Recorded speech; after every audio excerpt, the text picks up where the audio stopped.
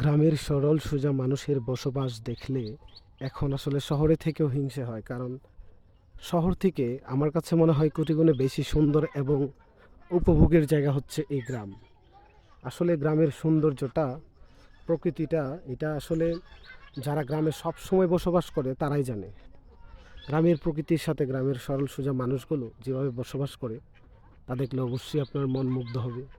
এই যে দেখুন, এটা একটা অনেক বড় পুকুর আর প্রচুর রোদ। আমরা এতক্ষণ ওই যে বাগানটাতে ছিলাম, এখানে একটু বাতাস ছিল। দেখুন মানুষজন এখানে গরমে, প্রচুর গরমে গাছের নিচে বসে আছে।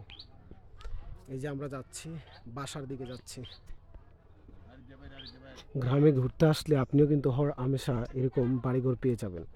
দেখুন তো বাড়িটা কত সুন্দর, ইস কি সুন্দর মেঠো পথ, যা কিনা এক সময় কবির ভাষায় লেখা ছিল। এই যে চিপা চাপা অলিগলি দিয়ে আপনি চলে যাবেন আপনার বাড়িতে। প্রত্যেকটা গলিতে কিন্তু একটা করে বাড়ি আছে। এই যে দেখুন এখানে এই বাড়িটাতে অনেকেই বসবাস করে। প্রচুর পরিমাণে রোদ, গ্রাম কিংবা শহর সব জায়গাতে আসলে বাংলাদেশে বর্তমানে প্রচুর রোদ। আপনারা কমেন্ট করে জানান রোদের কারণে বা গরমের কারণে আপনাদের আসলে কি অবস্থা। আর এদিকে আমার সাথে আপনারা যারা ভিডিওটি দেখছেন অবশ্যই রিকোয়েস্ট করব চ্যানেলটিকে সাবস্ক্রাইব করবেন। আমি কিন্তু গ্রাম শহর সব দিকের ভিডিও বানিয়ে থাকি।